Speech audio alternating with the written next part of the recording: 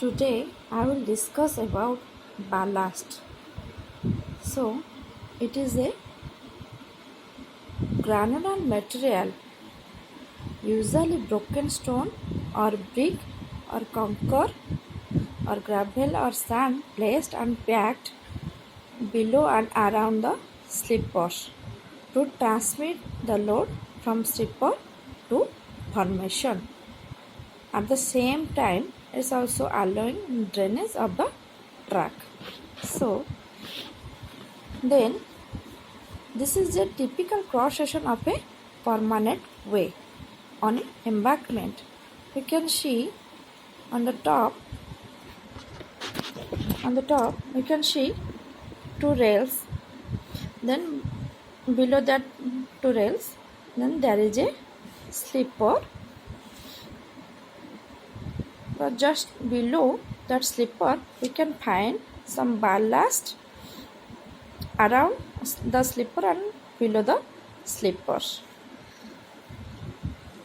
So it is a granular material, usually broken stone or brick or concrete, gravel or sand placed below or around the slippers to transmit the load from slipper to formation. We can define its function of ballast. Its main function is it transmits the load from slippers to the subgrade. It distributes over large area of formation. It holds the slipper in position and prevents lateral and longitudinal movements due to dynamic load vibration of moving trains. It provides a correct levels of two lines of a track so that correcting track element and super elevation on curves is maintained.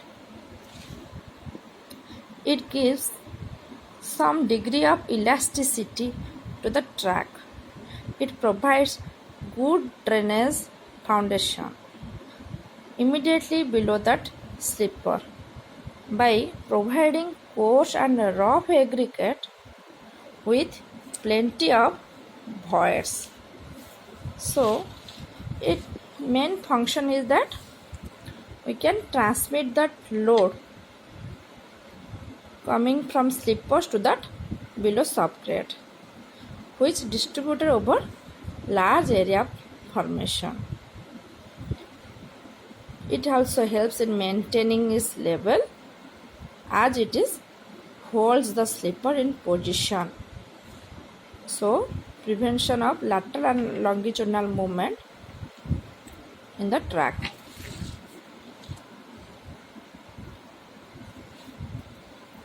Then the requirements of the good ballast. It should resist crossing under dynamic loads. It should provide good drainage so that track should not muddy or dusty under the wheel loads. It should offer resistance to abrasion and weathering. So abrasion means rubbing action of particles with each other, where weathering means cracking of the materials due to temperature variation, moisture, freezing. So non-porous particles of ballast are usually more durable due to better resistance. It should retain its position laterally and longitudinally under all conditions of traffic, especially on curves where it should be able to prevent transverse displacement of slippers.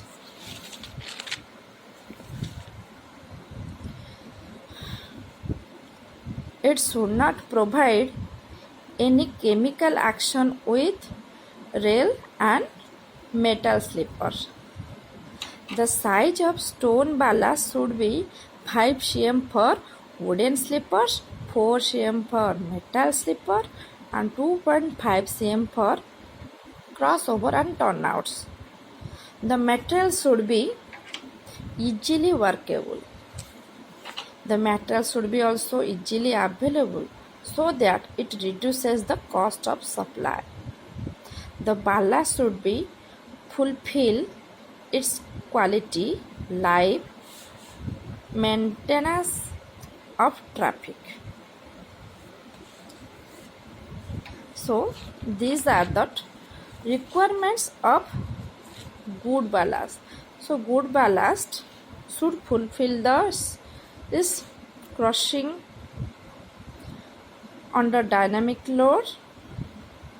Then it should have good drainage capacity. It should offer resistance to abrasion and weathering, and non-porous particles of ballast could have better resistance. It should also retain its position laterally and longitudinally.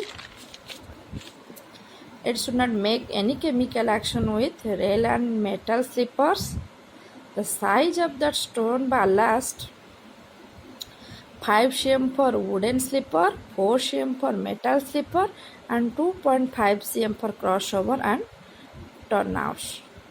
So the material should be easily available and workable so that it reduces the cost of supply, its maintenance cost, good quality, and life maintenance should be as low as possible. Then ballast materials. Ballast materials made from broken stone, conker, gravel, ashes, sand, moram, brick ballast, etc.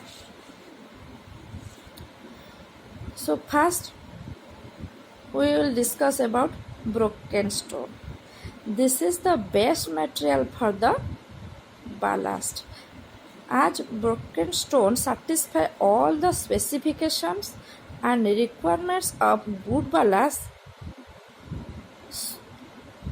So we can use as broken stone as a good ballast, as it is non-porous, hard, angular, igneous rock such as hard trap, granite, etc. Graded broken stone ballast is better than ungraded stone. Its size also varies from 5.08 cm to 1.9 cm size, providing maximum stability. Then gravel. Gravel comes next in the rank after that broken stone. So it is also used for ballast material. This is obtained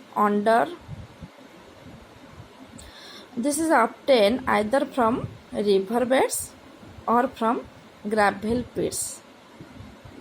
We can use also ashes as that ballast material.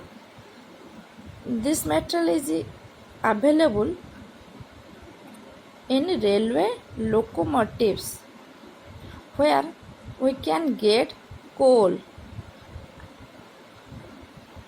That ashes we can get from coal ashes. So it has good drainage properties. As it is very porous, so it is also cheap. The main drawback of ashes is its corrosive quality. Next we can find sand. It is a reasonable good material using as ballast. It has good drainage capacity. It is also cheap, but its main drawback is blowing effect due to vibration. Then we can get morum. It is a soft aggregate. It contains large quantities of small laterite stone. Conker. It is usually found in certain clay soil. Dug out of ground, it is used for meter gauge and narrow gauge tracks with light traffic. Brick ballast. Overburnt bricks are broken into small sizes and used. It produces dusty and corrugated track. So, we will discuss next is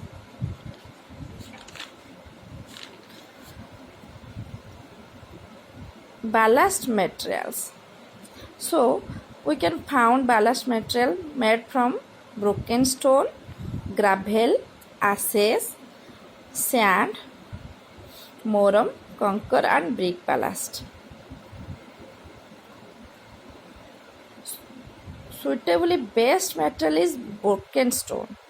Then as it is a hard and it has better resistance, capacity, non-porous, hard, so this is the most suitable for using as ballast. Then second position in the rank of ballast is gravel. Main gravel, we can found gravel in river beds, and ashes is the next material. We can get it from coal used in locomotive, train track. Then we can get sand also from rivers on other sides. It has good drainage capacity, but blowing effect due to vibration is the main drawback. Morum. Morum is a soft aggregate, so it contains some quantities of small laterite stone. Conker also easily foundable, containing clay soil, dug out from ground. It is used in meter gauge and narrow gauge track, but with light tracks. Then overburnt bricks are broken into small pieces and used as brick ballast, which is produce dusty track and corrugated tracks. Okay students, thank you.